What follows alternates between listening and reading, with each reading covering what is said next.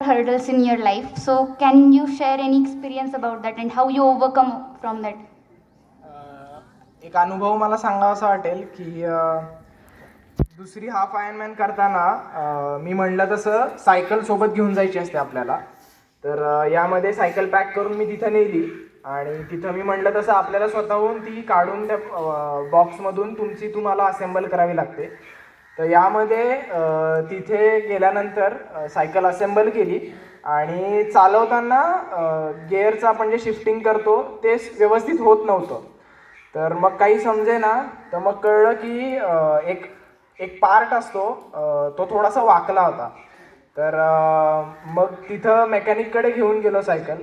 तर आता युरोपियन कंट्रीजमध्ये आपल्यासारखं आपल्या देशासारखं नसतं की ठीक आहे काहीतरी प्रॉब्लेम झाला आहे तर आपण जुगाड करून देतो काहीतरी की ठीक आहे बाबा तुझी रेस होऊन जाईल. पण तिथे तसं नसतं की तिथे डायरेक्ट रिप्लेसमेंट असते.